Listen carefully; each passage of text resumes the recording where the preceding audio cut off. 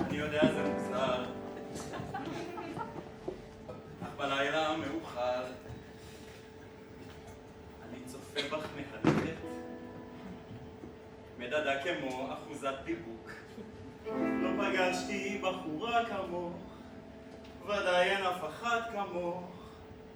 זה ממש נחמד, מוזיקה וקצב, אפשר לפרוס כנפיים, או אולי לרקוד בשניים. את יודעת איזה טוב אני רוקד? אני זכיתי אפילו במדליה בתיכון על ריקוד. את רוקדת איתי. תקשיבי, זה שיש לך פאץ' מאחורי השמלה זה לא תירוץ לא לרקוד איתי. יודעת מה? תראי לי אותו. אני מת עליו! מה יש לך? זה יתחיל סגנון אופנתי חדש.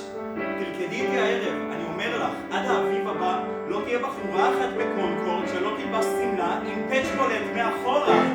נעשה אין-ספור דברים, נגשים כל משאלה, נוכל לעוף למרחקים, או לחיות כמו אצולה, ניצור לנו עולם בחוט ומחט, אם תתני לי הזדמנות, יחדיו נתפוס כוכבים כמו פיראטים עם שלל, מפה נשוט עד מאדים ונכבוש את החלל.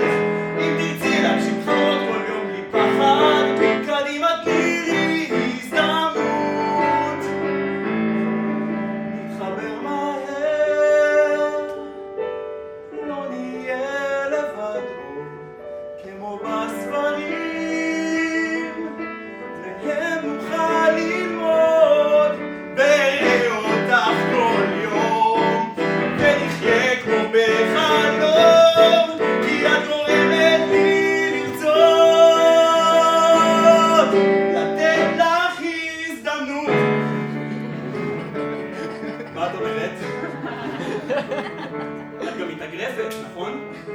אז אנחנו יכולים להתאגרף אם בא לך, רק חשוב לי להזכיר אותך, אני זכיתי במדליה על אגרוף בתיכון. שימי לב.